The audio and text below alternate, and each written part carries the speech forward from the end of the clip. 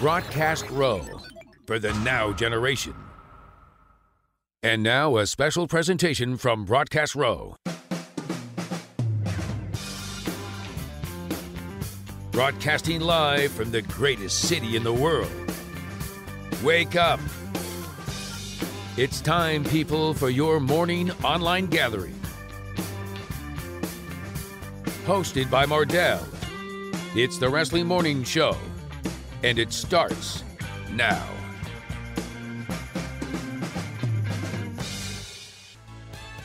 Good morning, everybody, and welcome to the Wrestling Morning Show. It's Mardel, everybody. Hopefully you guys had a nice Halloween last night. Especially if you have kids. Hopefully they had a nice time trick-or-treating. Probably ate way too much candy. Last night, SmackDown Live. We were getting excited for this. We talked about it on the show the day before. What would happen? Would there be a retaliation? I probably voted against it only because I knew there was going to be the World Series. And, of course, there was Halloween.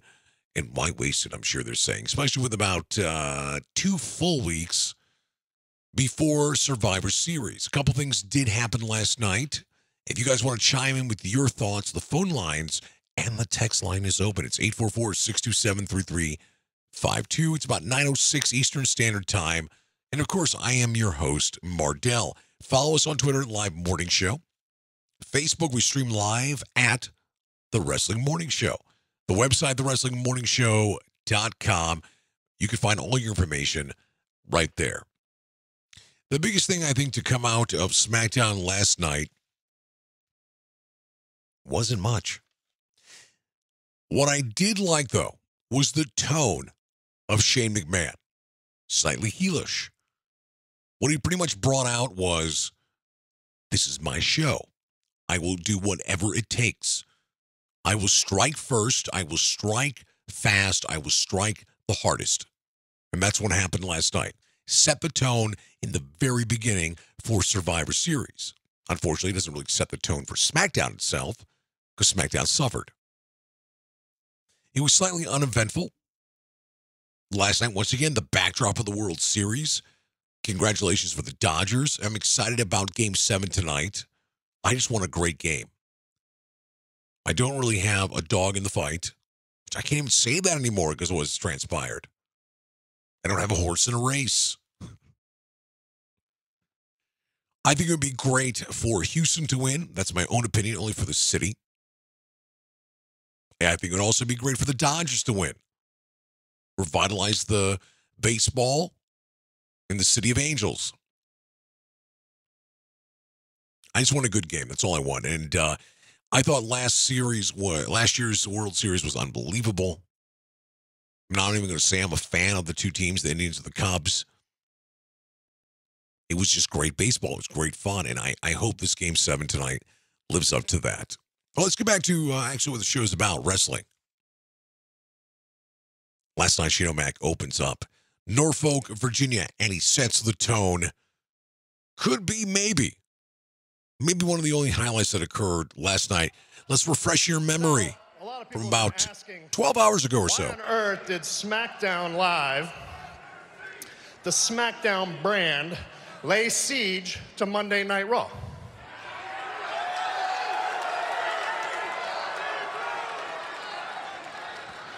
Well, the answer is simple. It goes back a long way. Since Raw was around and it's approaching its 25th anniversary, which is a huge accomplishment. That's all right, it's a huge accomplishment. It's before SmackDown was around. But since SmackDown came on the scene, Raw has always looked at SmackDown as the inferior brand.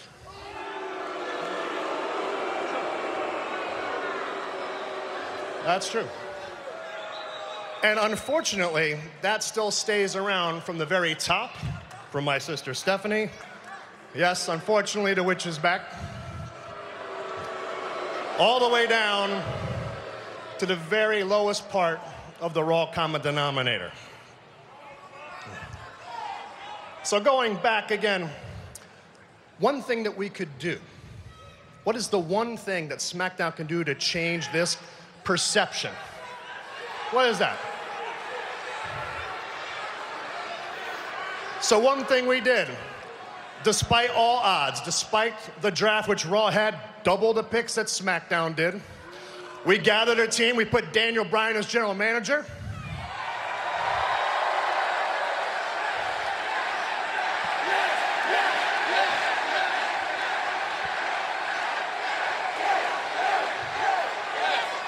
We went live just like we are right now, right here, SmackDown Live, every Tuesday night. And we started having fun. We created the land of opportunity. And then, that just wasn't yet quite enough. What's the one thing, again, that we could do to start to change this perception? So we had a team meeting, a lot of the SmackDown roster, and we came up with the idea. The best way to make a statement was to go to Raw, put it under siege, and kick them right in the mouth.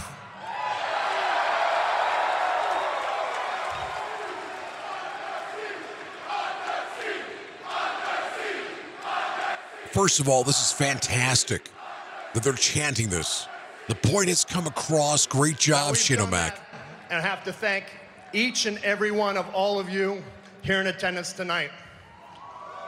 All that come to the SmackDown Live events, everyone that tunes in to a SmackDown Live television show, the entire roster that busts their butts each and every night to come out and entertain for all of you. I want to say thank you to everybody. That's what SmackDown Live is all about. We got heart.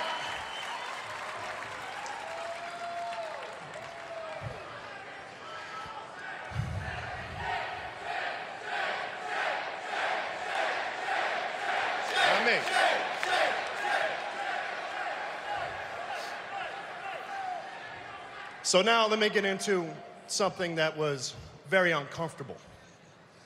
Daniel Bryan goes to Raw last night to explain our point of view. And how was Daniel Bryan treated? I don't know, it's a little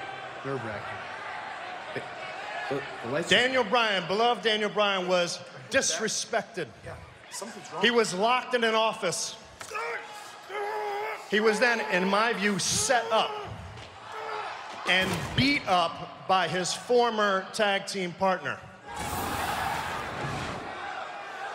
And I will say this, where was Kurt Angle then? He was mysteriously gone. Where was my sister Stephanie? They didn't care. They just put him on a slab, basically, and they just stretchered him out, saying, get out of here. Well, I'll tell you what, there's gonna be hell to pay for that. Hell to pay. Come Survivor Series, Kurt Angle, you said you're gonna bring your gold medal. You bring your gold medal. You bring your monster among men, Braun Strowman. And you pick your 3 other Raw superstars. Because you're gonna meet here at Survivor Series in our ring. Randy Orton.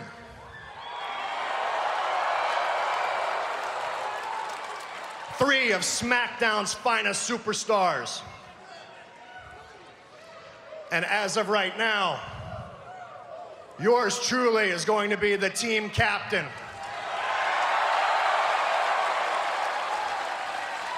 And we'll see you in the ring. So enough talk. Let's get down to some action. Let's get this show started. Okay, so he opens up with a bang. It was awesome. I enjoyed it. I think he's getting the point across. He does take a heel tone right now, but it's wartime. Striking first. How does Daniel Bryan play into Survivor Series? That is going to be very interesting. At first, I thought he was very upset with Shane. It seemed like he was. Kind of questioning him. Then, of course, the most beloved figure right now in the WWE gets attacked by Kane in a closed office. Lights go out. Someone never taught Daniel Bryan how to use the light on his phone. But it's okay, though.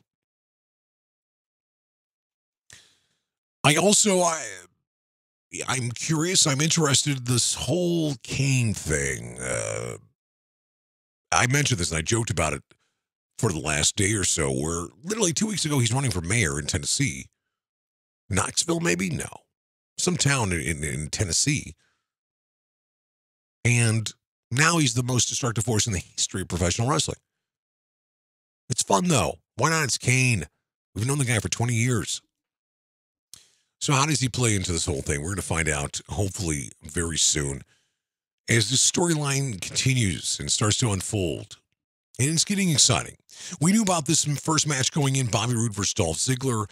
I've said on the show many times, I like what Dolph was doing. Yes, the gimmicks of dressing up. Maybe he did that just so you guys would hate him, and maybe it worked. For me, it's after he would do his gimmicks and have those one-liners, and they were straight-up shoots on certain things. He's not a happy camper. He's got nothing to lose. I like the direction. I like what he's doing. Bobby Roode can wrestle. Dolph Ziggler can wrestle. I was expecting big things. It wasn't bad by no means. And then, of course, the first fall goes to Ziggler. The second fall in a commercial break goes to Bobby Roode. Is this them letting us know that anything can happen during the split screen? And the third one, Bobby Roode. So Bobby Roode gets 2 out of 3. Where do they go from there? That's actually something we're going to talk about when Coder joins us, because we actually text throughout SDLive and we're like, dude, what's up? I was more on the Ziggler side. He was more on the Bobby Roode side. So he's coming up actually sooner than later. We're going to talk to him. Also, Bobby Roode, it was announced he's going to be on Team SmackDown, which is great. It's to tangle with some of the big boys, be in the ring with people we've never seen him wrestle against, which is awesome. And now the next segment, of course, it's Halloween, and they're going to do some humor, but actually this is one of my favorite segments because New Day really went all out and dressed up in some unbelievable costumes. But we will take a listen to the New Day backstage, and of course they're joined by Rusev and Aiden English. It's refreshing your memory.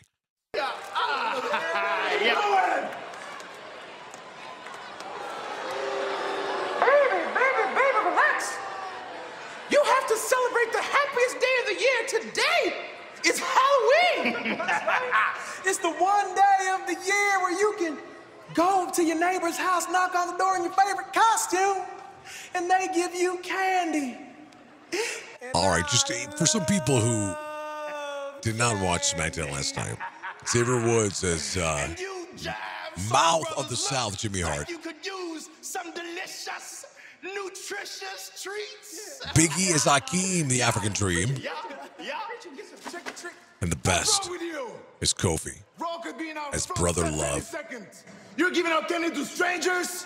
They can be spies from Raw. What's the matter with you?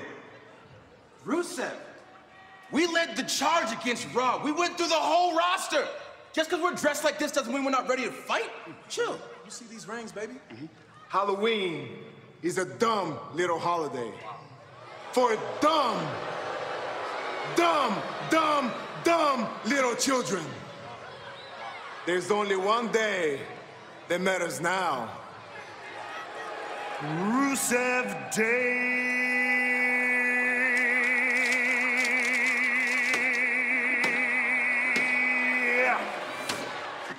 The Rusev Day is just taking its own life. I love it. I love when he says it. Raw ain't got nothing to sugar to pride, Big E. Did this sucker just pour out my candy? Did this sucker just step on my candy? Oh, no. You done it now, sucker. You and me tonight in that ring. Sucker! I'll be elated too. Sucker! Okay, it was quite funny, to be honest. And also, it reminds me tonight, ladies and gentlemen, though it's Game 7 of the World Series, we got the return of Total Divas. Quite excited about it. Of course, I probably won't watch it live because hopefully the baseball game is relatively entertaining. And hopefully you enjoy it. So also, when we go from that, it's the same situation that has occurred, and we've talked about on the show, the women. The women's division on SmackDown. What is going on? They refuse to have these one-on-one rivalries. I don't get it. It's the same situation. They're all backstage. They're all bickering. They're all arguing. Becky Lynch takes charge. Now, this is more of building the morale for Team SmackDown for Survivor Series. But that's all it is. And if they're not talking about Survivor Series, they're bickering with each other. There's a fatal four-way, fatal five-way. Talk to Coder about that coming up as well. All right, ladies and gentlemen, we're going to take a very, very small break.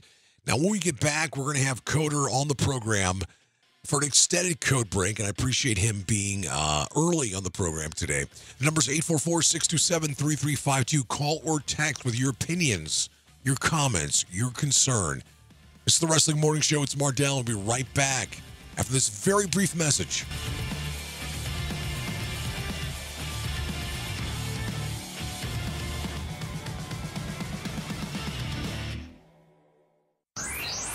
Live on Broadcast Row, it's the Wrestling Morning Show. Progressive brings you Flowetry with Flow. A tool called Name Your Price. Get a grip on your spending like an industrial vice. It's nice. Beats rolling the dice. I prefer brown rice. Don't carry dumbbells when you walk on thin ice. Splash. Get insurance based on your budget with the Name Your Price tool from Progressive. Visit progressive.com. Progressive Casualty Insurance Company and affiliates. Price and coverage match limited by state law. Ryan Peck drives to rural towns and children's hospitals every week, bringing music to kids who need it most. Ready? He dreams of showing people the importance of music in a child's life. American Family Insurance is helping make that happen right now. Wherever your dreams take you, we'll be there to protect you. Learn more about American Family's auto insurance at amfam.com. American Family Insurance. Insure carefully, dream fearlessly. American Family Mutual Insurance Company, SI, and its operating company, 6000 American Parkway, Madison, Wisconsin, 53783. The Wrestling Morning Show with Mardel. Live on Broadcast Row.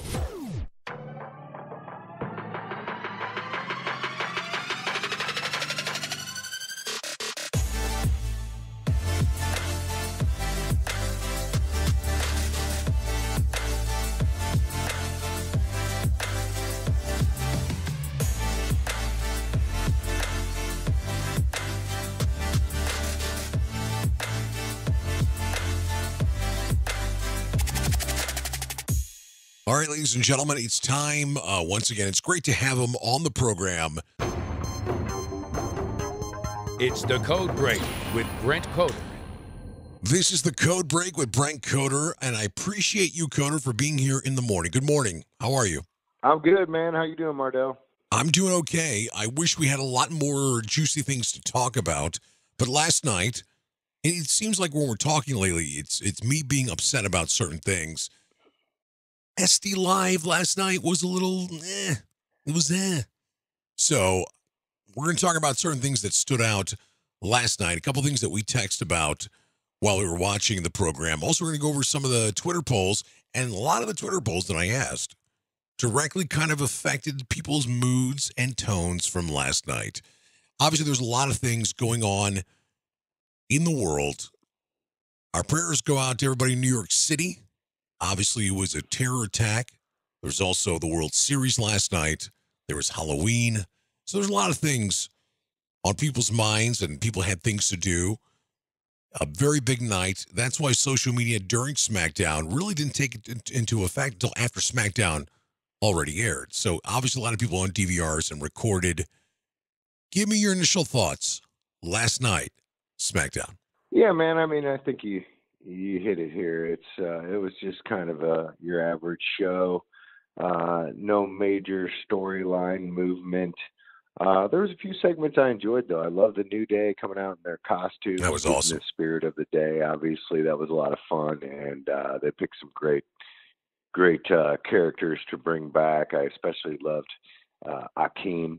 You know, Big E coming out as Akeem and Brother Love. I mean, the whole deal was great.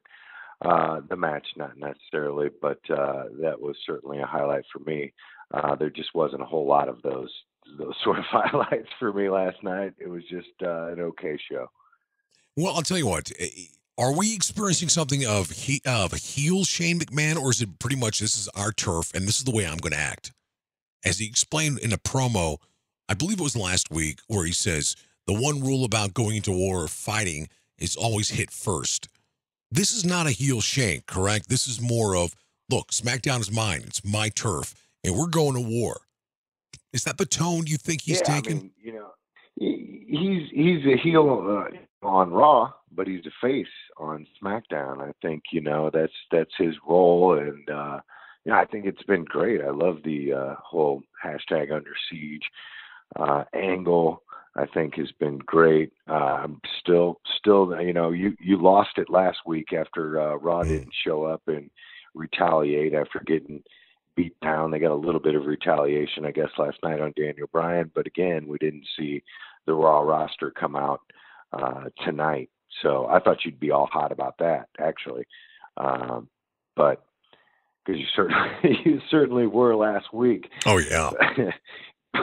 But yeah, I love it. I love that we're going to see Angle back in the ring again at Survivor Series. I think it's cool that Shane and him will be heading up each team, and I think they've done a great job of building this. And Shane has been exceptional with his promos and the whole Under Siege deal. And he's a heel on Raw, which is great, and then he's a face when he's on SmackDown, because obviously he's got to have his rosters back.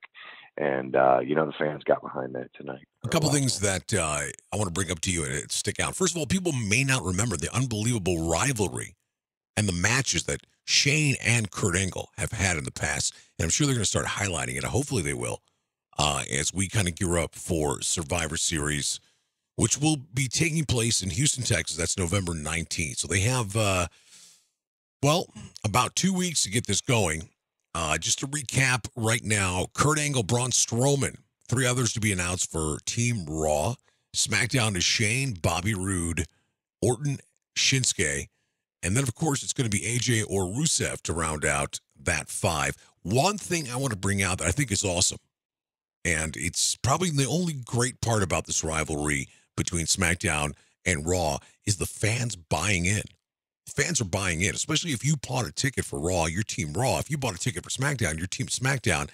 And it was pretty much evident last night when the entire crowd, in the very beginning of SmackDown, with the unbelievable chanting of Under Siege. And that hashtag really is, it trended last week. I did not see a trend at all this week, but I'm sure it'll be trending very soon. So I want to take it to another direction with you. Obviously, we did not see a retaliation last night. And history, if it repeats itself, the go-home show truly has not been the go-home show, but there's 2 shows really to exploit. Do we see everything coming to fruition next week? Possibly, yeah. They've got a couple weeks here, and, a lot of it, we talked a little bit about this last week, but a lot of it depends on, logistics. Can they, are they in the same area? Are they going to be, able to get the roster there to retaliate? So I don't know if that's next week. I haven't looked at the schedule. But if they're going to be in close proximity of each other, then I would suspect that it would happen next week. If they're going to be a little bit closer the following week, then, it's going to happen. So, yeah. Is it next week or the week after? I'm not sure, but expect the Raw roster to show up on SmackDown without a doubt. Well, they're going to be entering November sweeps as of, now, really. So they have the 13th and 14th are the final Mondays and Tuesdays. And, of course, next week is the 6th and the 7th. And also they could play around. Next week could be finally Raw's retaliation, and then that final go-home, SmackDown. So now they got some other players that are majorly involved, of course, like Daniel Bryan. We didn't have a chance to talk yesterday.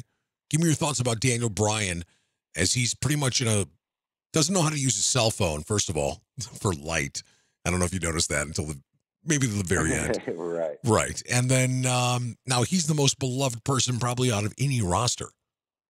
And there was maybe a thought maybe he would side with Team Raw, maybe he would get upset with Shane, but that happened. So he's got to be Team SmackDown at this point. But we don't really know what Kane is. Kane, there's going to be somebody to come out of here that's going to betray their team or their side at some point. How big of a factor is Daniel Bryan in this, or do you think we've pretty much seen his impact by pretty much getting taken out by a stretcher? Yeah. I mean, Yeah, I thought it was great for the angle. I don't know that anything actually happened to Daniel Bryan. I mean, the lights went out. Who knows? Oh my God! But, yeah, so cheesy. By the way, it's like, come on. but yeah, he did go out on the stretcher, and it just adds to the storyline. And obviously, Shane was able to highlight that tonight and get everybody fired up about you don't do that, and so. Yeah, I don't know how much impact it ultimately has, or if it's just really just a small part of the story and the build-up. Obviously, Daniel Bryan being somebody who's beloved to be attacked by somebody from the Raw roster. And the fact that it was, the most interesting part for me was that it was Kane that did it. His former tag team partner of Team Hell No.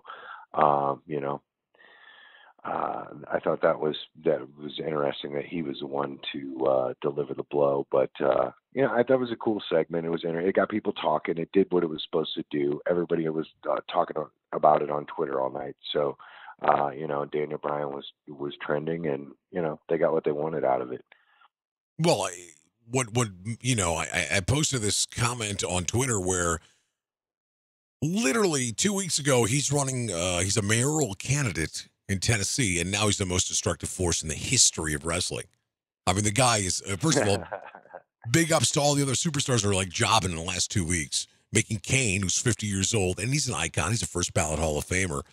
So what is the purpose? Is the purpose really to kind of add on to the excitement for Survivor Series? Was he really kind of like, oh God, what do we do? Everybody's sick. Kane, what are you doing, bro? Can you leave the campaign office? Can you help us for a second? I mean, I don't know. Yeah, but, I mean, the reality is this could be his last run. Could be.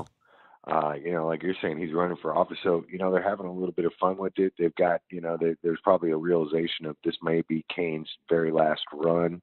Let's have some fun with it and make him a part of this storyline. It'd be, entertaining. And, the demon versus the demon, with right. Fowler, I thought, that segment was great, teased to things to come. And then, obviously with his old tag team partner, I mean, it's just like everything's coming to fruition for the guy. He's taking out the new beast in town with Strowman. It just really feels like a last ride for Kane. And I think that's what they're sort of giving him. I think he'll disappear after Survivor Series, obviously, with his,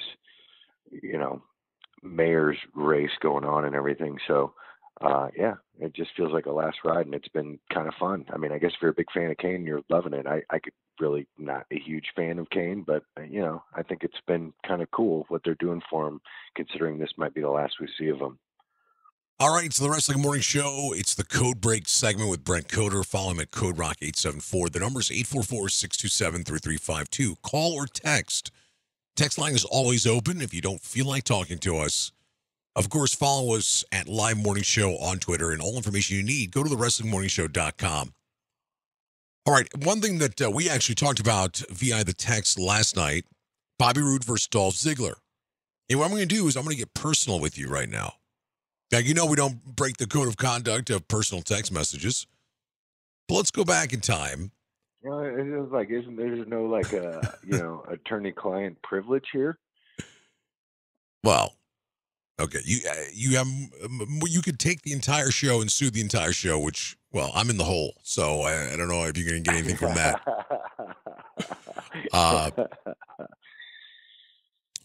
Roode has to win this. The whole feud with Dolph has been a dud. So, and then I kind of responded, about Ziggler and Roode. And then it's like, where do you go from this? Okay, Roode wins. Is this really even a rivalry? The last promo Roode shot wasn't all that exciting.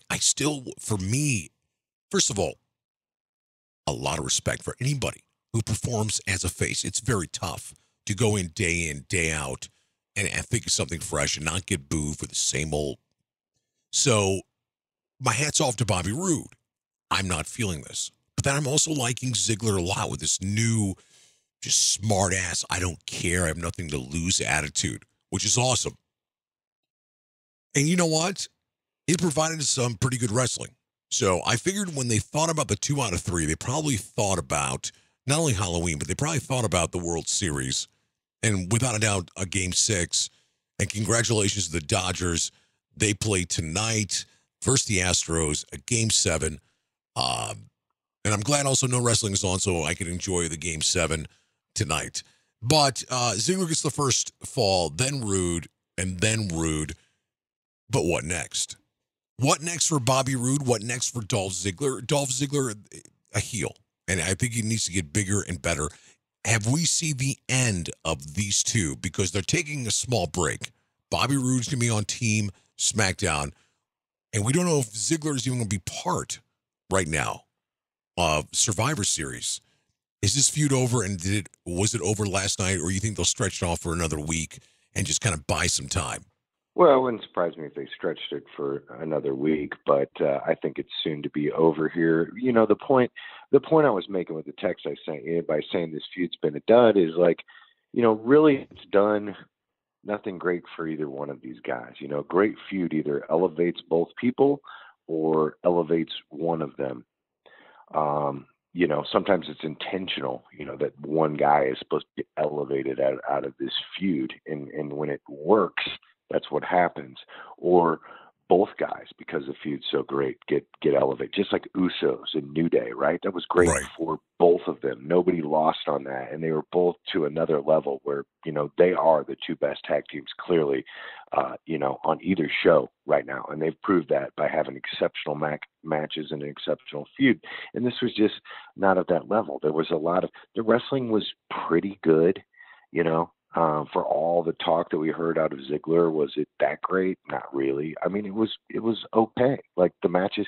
I mean, one thing that would really, you know, irked me last night was, you know, the second pinfall was during a commercial. That was insane. You're up against the World Series. You got all these things going on. You got Halloween, and then, you know, you have a 2 out of 3 falls match. Cool. And then no one even sees the second pinfall. We find out about it after break. I mean, that was just horrible. I don't know if that was badly timed or what happened there, but just a little disappointed. Yeah, I mean, I don't know. I'm not in love with Dolph's new gimmick. I don't think it's all that different ultimately from where he's been over the past year or even before that, complaining about not getting, you know, his shot. This is just that same thing with the volume turned up to 11, you know, where it's no music and, you know, yeah, I don't know, man. I haven't felt it from the beginning. You know how I felt. I thought it started off sort of cheesy and a little bit drawn out. I like the gimmick itself. I just don't like the way that it's played out. I don't think these two have great chemistry necessarily. They've been okay in the ring together, but yeah, promos, the whole build, just none of it's been great. It's just been okay. And, you know, Roode, we talked about this too, you know, Texan, you know, he's at 40 years old. He doesn't look 40 years old. He certainly looks like he could go another 5, 6, even 7 years. I mean, he's in great shape, obviously. And it's tough to get over as a face, like you were saying. And so far he's done that. I don't know that it's been Dolph that's helped get him over more than it's just been the ring entrance, you know? I think one thing that Dolph has done is there's a clear divide. He's 100% a face right now, Bobby Roode. And anytime you have an opportunity to beat somebody who, for the most part, either you hate what he's doing, or you're annoyed at what he's doing, or you actually are buying into the character, no matter what it is, he's drawing some heat, Dolph Ziggler. And Bobby Roode is beating up on a bad guy, which, for that, we've established to the casual fans, Bobby Roode is a good guy. It's hard for me. When you take somebody who excels at being a heel, could be one of the top 3, 4 heels out of either brand, and then you force them to kind of be a face. Okay, I get it. You know, and there's also the cool guy heel, and Roode could have been that, but we'll see how this goes. He's going to need somebody huge to line up against. And the only person I could think of on SmackDown that could put him over would be Kevin Owens. That would be it. There's nobody else. Okay, let's move on to some other things from last night. Probably like you said, the highlight had to be, for me, the New Day's costumes. They were phenomenal. It was really pointless with Big E and Rusev. Happy Rusev Day. But that's starting to get over. Even the weird relationship with him and Aiden English, I'm actually starting to enjoy. Fashion Files, Stranger Things. the perfect 10, Ty Dillinger shows up and tries comedy. I think Fashion Files, I loved it for a couple months. It's jumped the shark. We talked about that last time. And then just some pointless situations last night. Samir and AJ. And there's a big beatdown. The one thing I took away from this, and this is what I want to talk to you about, and we kind of speculated in past shows, even though it's going to be on hold for a second for Survivor Series, and of course the following week maybe some sort of rematches or something, but hopefully now it's a 2-month build to the Royal Rumble. I really do believe it is going to be AJ and Jinder at the Royal Rumble. I could even see them wrestle beforehand at Clash of Champions with AJ jobbing and then having a rematch with Jinder at the Rumble. If I had to say I had to put this on wax right now and stamp it, sign, seal, deliver, my thoughts, this entire build after Clash of Champions or even before, it's going to be Jinder, it's going to be AJ. AJ goes over at Rumble, and the winner of the Royal Rumble will be Shinsuke Nakamura. We've talked about this. Do you see this as the direction it could go sooner than later? I mean, quite possibly, yeah. We've seen teases of that, obviously, with Nakamura and AJ. I mean, I think people would love to see that match. I don't know that that would be the natural match coming out.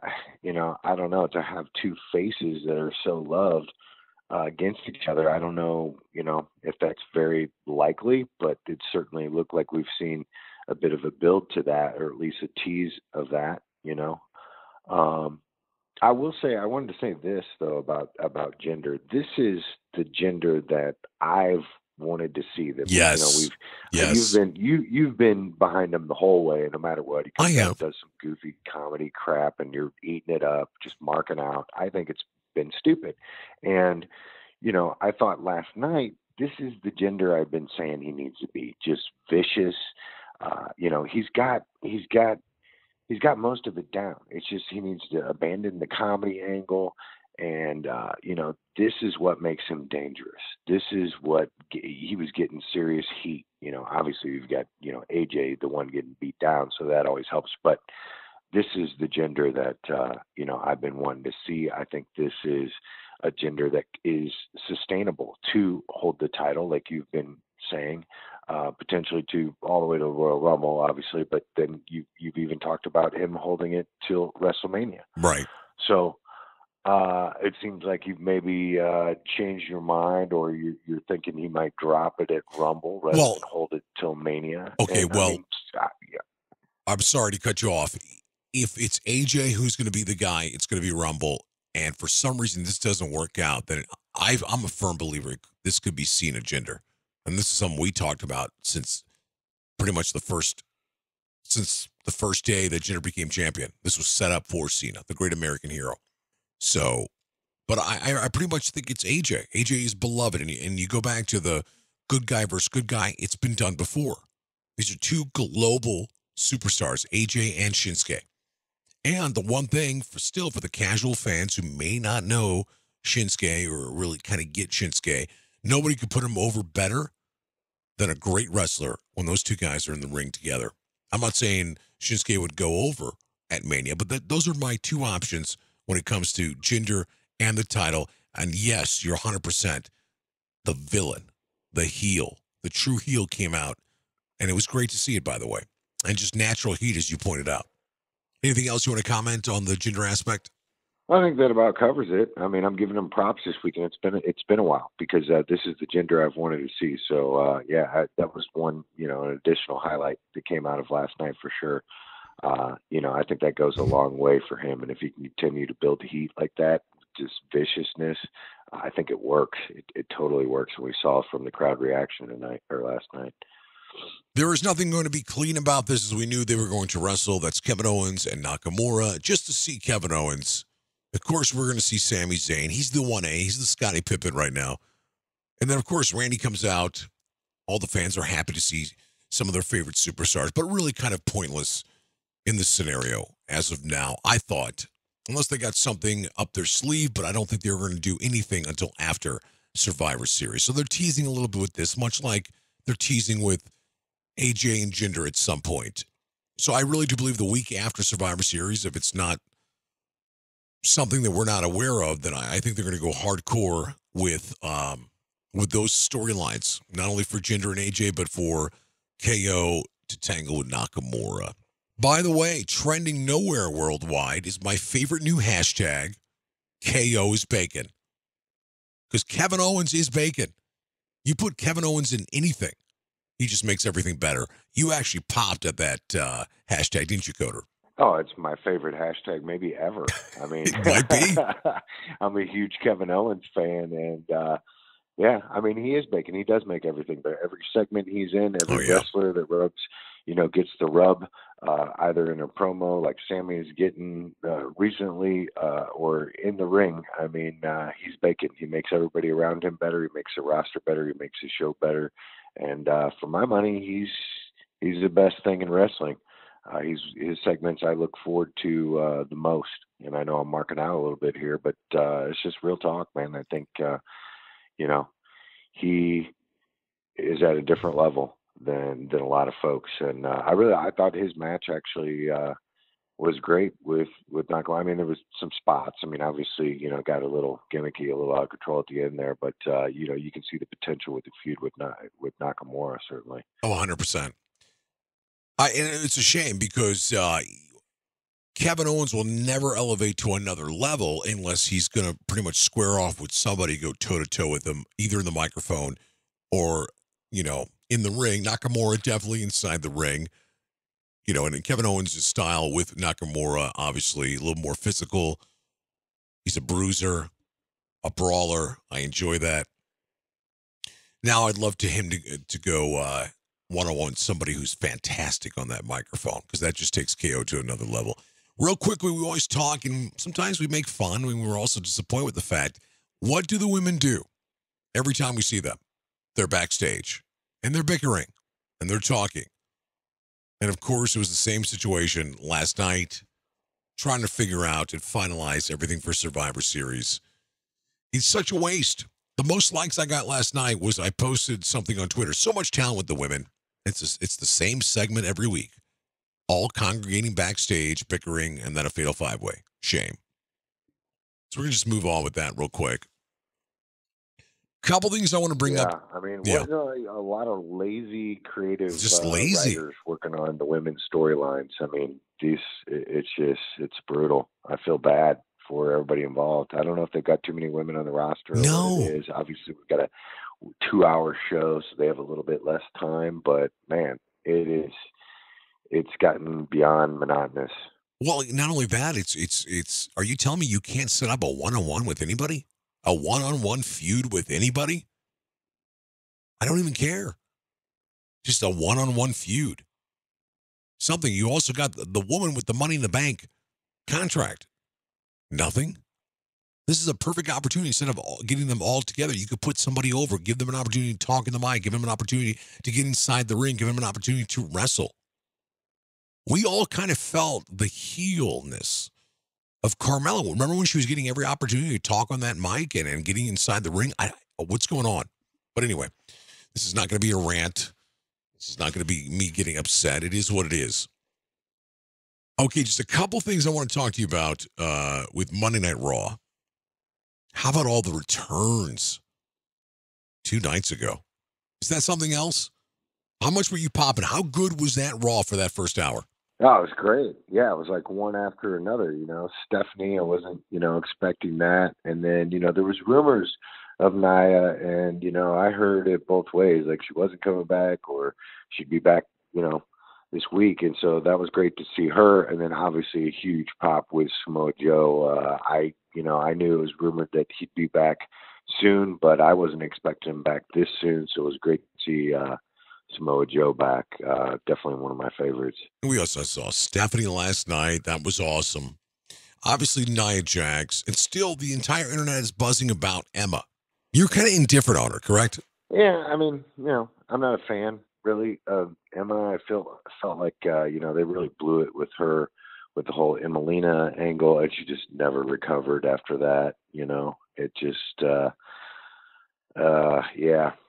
she got dealt a bad hand, creatively for her character, and I think she tried to make the most out of it. She's certainly talented in the ring, but she just never got over with her gimmick and just never recovered from the false starts with the whole Emelina thing. That was a disaster. Okay, so now it's one of my favorite segments. This is where we go over our Twitter poll questions for Coder. So I asked this question literally when SmackDown started. So get into your mind frame. And I asked, so what did you think right before SmackDown started? Will there be a retaliation from Raw tonight on SmackDown? So when I asked this question, what do you think the pulse of the country was when I asked this? Will there be retaliation from Raw tonight on SmackDown? Yes, no. They're waiting for the go-home show. I would say yes, because I think a lot of people were disappointed last week, just like you were, all fired up about it. So, I think there was probably a lot of folks thinking that it was definitely going to happen tonight. I certainly thought it was possible, but I'll go with yes. Okay, well, it was pretty much tied at 35% yes, and then waiting for the go-home show. So less than 30% said no. And ladies and gentlemen, these polls are going to be open. I actually went out of my way to remember to put a couple days on these. So you can answer them. If there's a big spike or a big vote, we'll definitely mention them next week. So something that we already talked about, but I'm curious what you think the pulse of the world was at this time. Question for you. AJ versus Jinder at Rumble. AJ wins. Nakamura wins Rumble. AJ versus Nakamura at Mania. Your thoughts. So we just discussed this, but then I gave that question last night to the wrestling fans. These are your four options. Yes, that will happen. No, that won't happen. Someone else wins Rumble, or Jinder is the champ till Mania. What do you think the world said last night? Of those choices, I'll go with somebody else wins the Rumble. Right? You got 30 other guys, and I'll take the odds here. I don't know if that's Nakamura's path to the championship either way. A lot of things could go down. So yeah, I'd bet against that if I was a betting man. So well, 44% said yes, that will happen. So they kind of agree with my hypothesis on this one. Okay, this obviously happened right after SmackDown. One word to describe SmackDown Live tonight. These are your options. Gypped, irritated, passable, or delighted. One word to describe SmackDown Live tonight. Gypped, irritated, passable, or delighted. I'll go with irritated here. It wasn't absolutely horrible. It was watchable. There was certainly a couple fun segments, but I was irritated overall that we didn't get much storyline development, and just wasn't that great of a show. Yeah, it wasn't. 40% said passable. I'm assuming these people had maybe basic television. They had nothing else to watch. We still watch. Don't get me wrong. Did I switch over to the World Series during lulls, and did I switch over during commercials? Yes, of course I did. And granted, it was 1-0 for the majority of SmackDown, which made it nice. They also started around, I believe, 8:25 Eastern Standard Time. All right, but this is a question that came right after SmackDown was done. Does SDLive need another superstar badly to make it a great show again? Who would you think makes a great addition, and how much is this person needed on SmackDown? So who would make a great addition on SmackDown? Chris Jericho, John Cena, Paige, or more NXT call-ups? Man, well, I'd love to see Paige back, but right. with the storylines with the women, I don't think it would make that much of an impact. I would love, especially in the scenario with, Kevin Owens having a new best friend now and right. Sammy, I would love to see Jericho come back. I think that would just be a great storyline, the jealousy, that Jericho's no longer his best friend. They get a lot of different ways with that. So, and Chris Jericho's last run was maybe the best of his career in my mind, and that says a lot because he's had a hell of a career and certainly some great runs, but he was at the top of his game. So I'll go with Jericho here. Well, 32% said Chris Jericho. 28%, I was a little surprised, more NXT call-ups.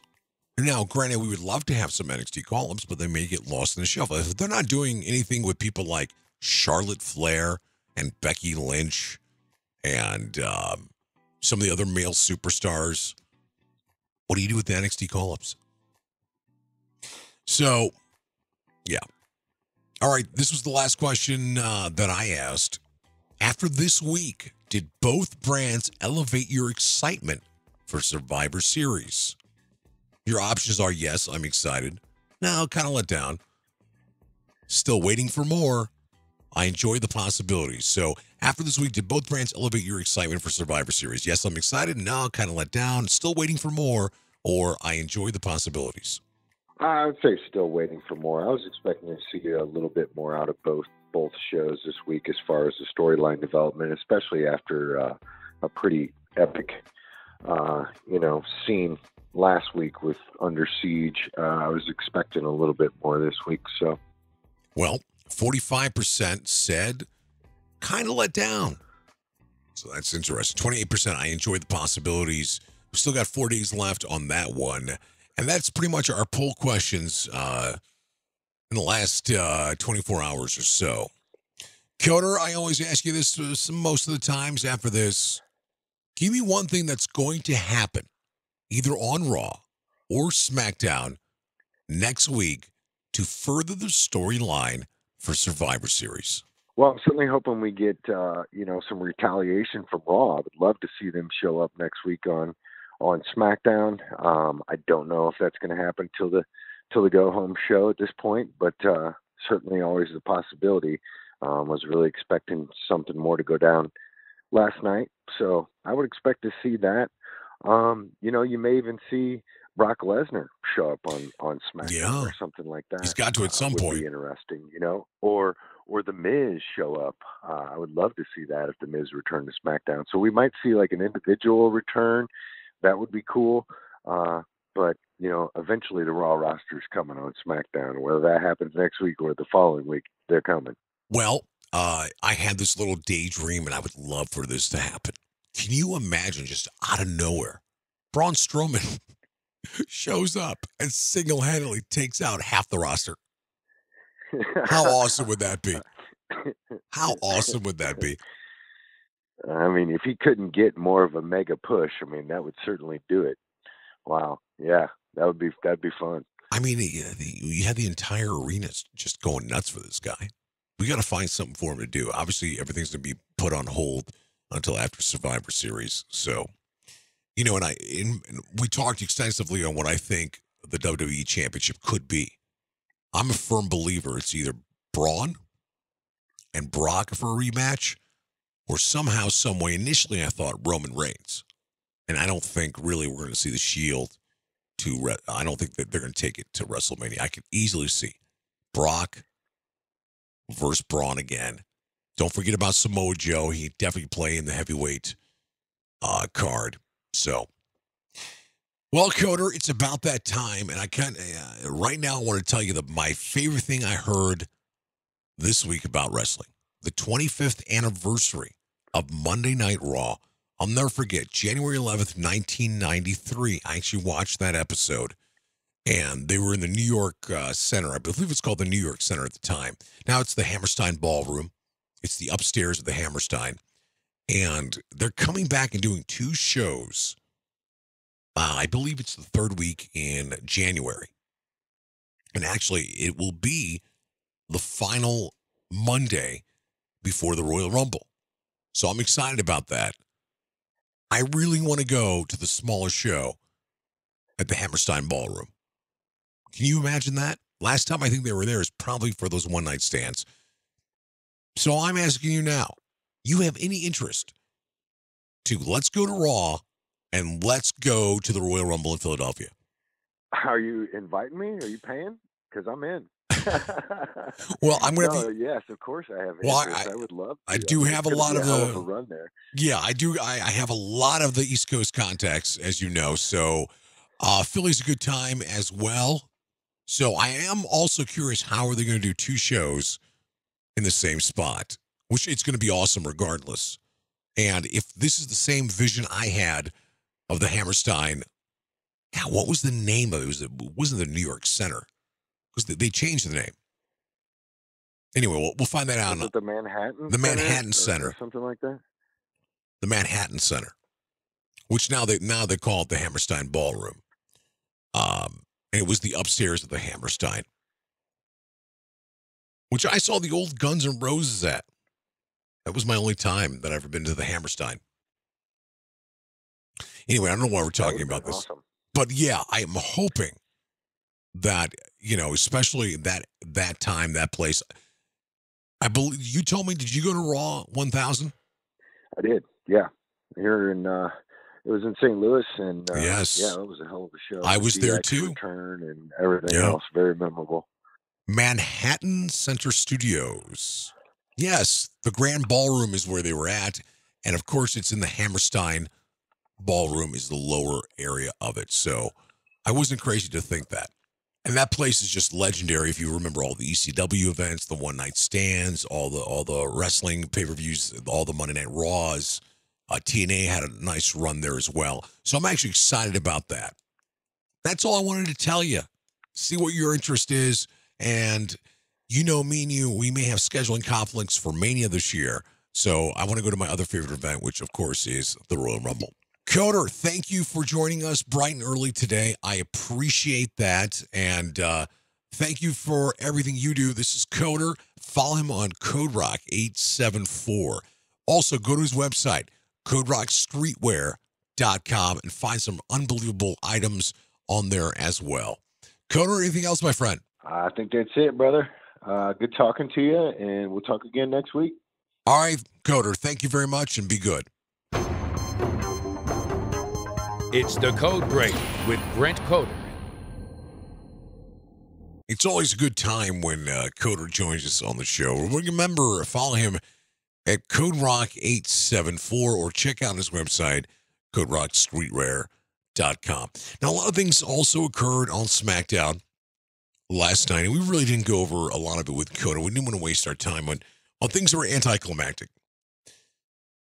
Even though, I kind of mentioned this in the past, Fashion Files, obviously, they tried the Stranger Things. That jumped the shark. Now, Corbin and Sin Cara, that was interesting. It was a different type of edge Sin Cara had. Could this be something that, could this be a feud? Because actually, it made some news that Sin Cara actually got signed for an extension on his contract. So, naturally, if you get signed, they have some sort of interest in you. You can only be an enhancement guy for so long. And I'm hoping good things for him. The guy could wrestle. When Coder was on the program, we didn't barely even talk about AJ Styles except for his future. But as you know, he's facing Samir. And you know we're going to see Jinder at some point. Let's go back and refresh in your memory from last night where the WWE Champion speaks.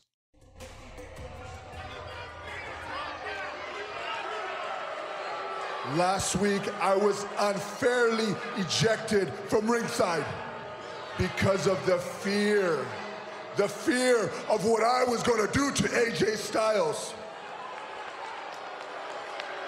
Someone else should be feeling the exact same fear. That someone else is Brock Lesnar.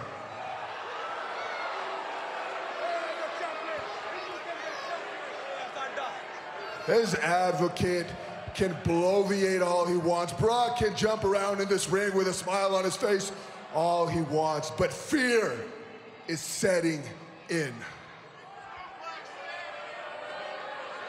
And at Survivor Series, the Beast will be beaten, the Beast will be victimized, the Beast will be conquered.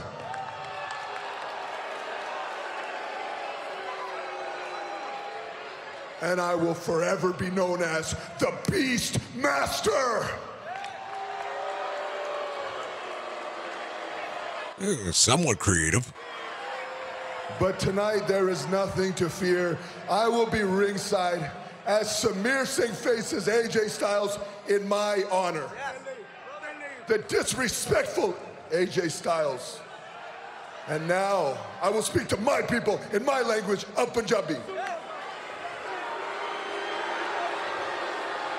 आज Sameer Singh AJ Styles ਨੂੰ ਸਬਕ ਸਿਖਾਊਗਾ ਤੇ survivor series ਤੇ ਮੈਂ ਮਾਰਡੇ ਮਹਾਰਾਜ. Okay, so obviously AJ comes down there. There's a squash match. It didn't last more than 10 seconds. I literally looked down, looked up, it was over. More importantly, we talked about this with Coder. It was a different type of Jinder. Aggressive, more of a heel. The comedy was gone. And lastly, and we talked about that in the last segment with Coder, that truly this is going to be foreshadowing, I think, Royal Rumble, in my opinion. All right, ladies and gentlemen, call the show, 844-627-3352, or send us a text at the same number, 844-627-3352. Now, when this show concludes, give us about an hour, maybe a little more than an hour, and then it becomes into a podcast form on demand. We've made it completely painless to find the show, available in iTunes and Google Play. Subscribe to the podcast if you don't mind. You can find us at our main hub of Spreaker, Stitcher, SoundCloud, YouTube, iHeartRadio. It's that simple. Really.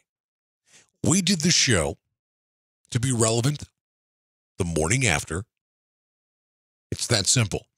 Also give you something to enjoy in the morning about your favorite form of entertainment, and that is WWE and professional wrestling. We got a lot of things lined up coming up soon. We also have this great promotion. I don't want to talk about it. It's an idea I came up with. Coder loved it. Now, Coder has another idea coinciding with the end of the year. We're going to talk about that in coming shows. We're also going to talk about one of our special shows for Survivor Series that should be coming up momentarily. All information you need, go to thewrestlingmorningshow.com. Well, what would the show be if we didn't hear any audio from Mr. Kevin Owens? He was in the main event, obviously, against Shinsuke Nakamura. But before that, he's backstage. Him and his best friend, Sami Zayn. Let's go ahead and listen.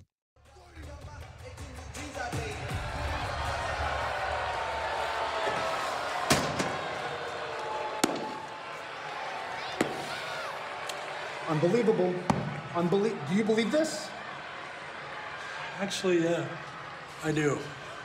Look, man, Shane McMahon making himself captain of Team SmackDown is absolutely par for the course for him. Are you really that surprised? I just don't see how in the land of opportunity, the best opportunities go to Shane McMahon.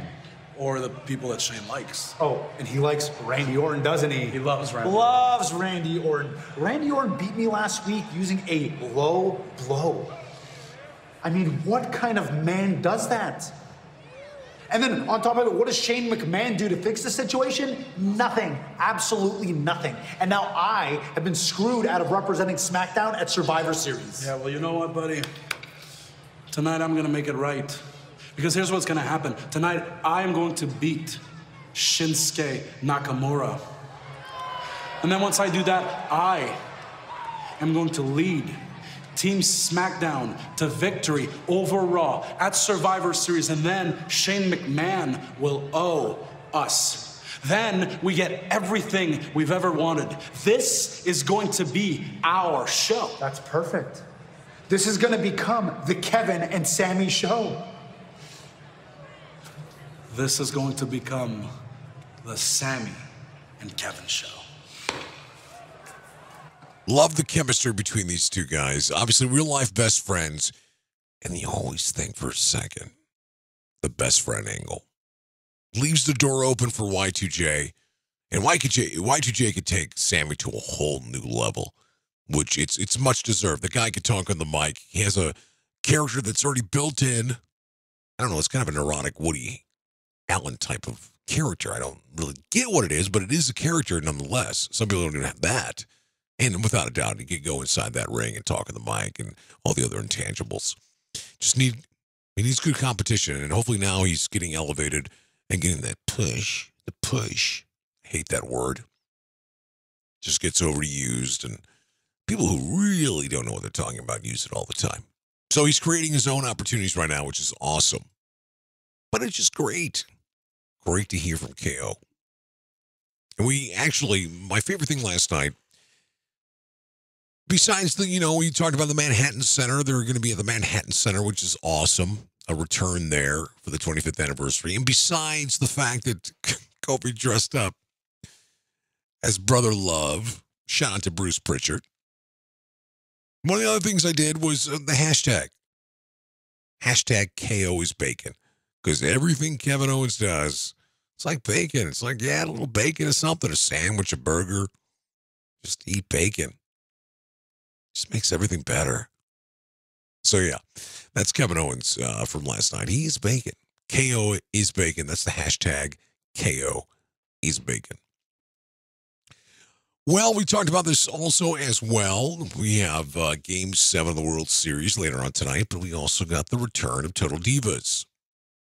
So, what are we going to expect on Total Divas? Well, Nia Jax, Alexa Bliss, Carmella. I even posted a Twitter poll question out there. Who are you excited to actually have on the program?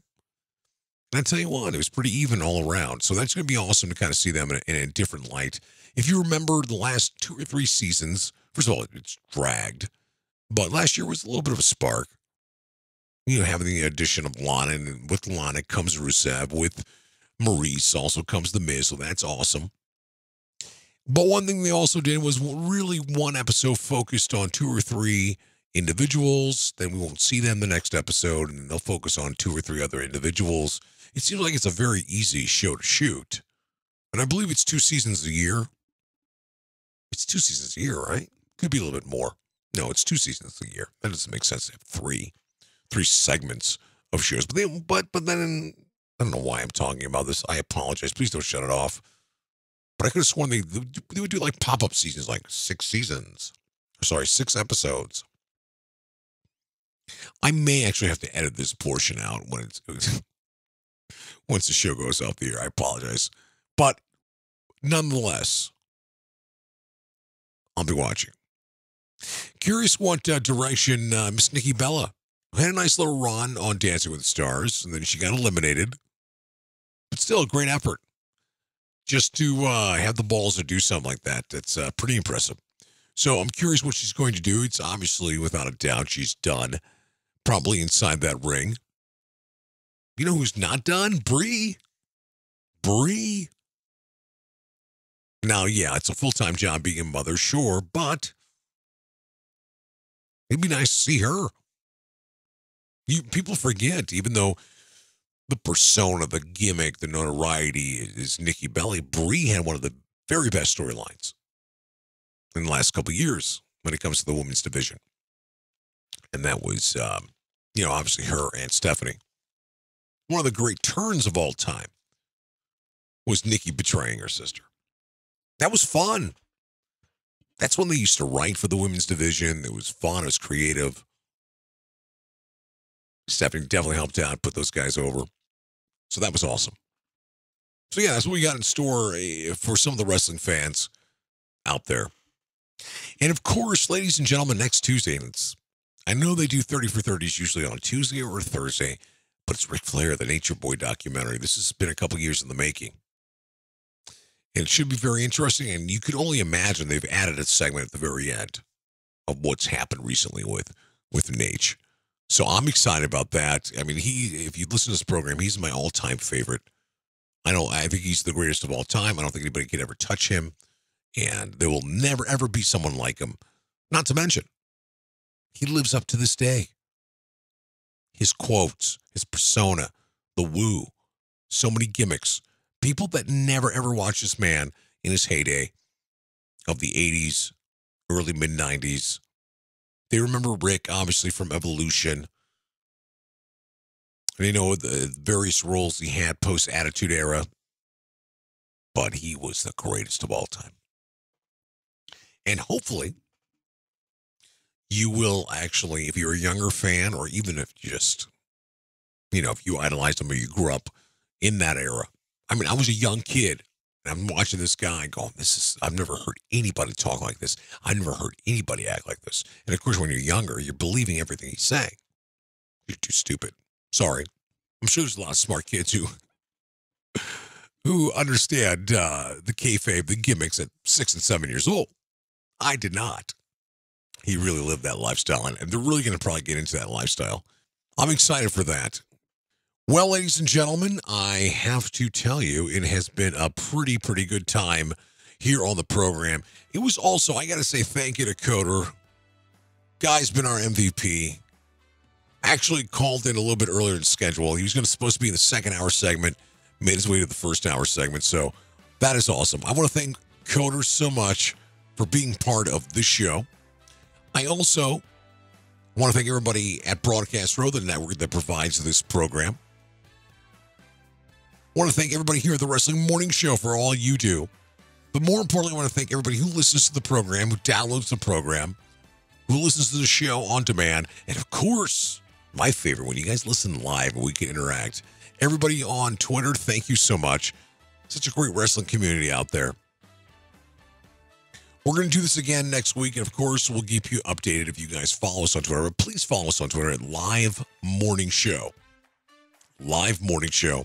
All information you need, go to thewrestlingmorningshow.com. And lastly, if you have time and enough space on your phone, subscribe to the podcast on iTunes and Google Play. And of course, the show goes on demand probably in the next hour to 90 minutes. iTunes, Google Play, Spreaker, Stitcher, SoundCloud, YouTube, and iHeartRadio. Well, it's been fun a couple days. Also a little frustrating. Raw was awesome. SmackDown was, We got the World Series tonight, so wrestling fans, you have an opportunity to watch that. We'll talk about it next week. See who wins it. All right, ladies and gentlemen, everybody listening around the world, thank you, and be good.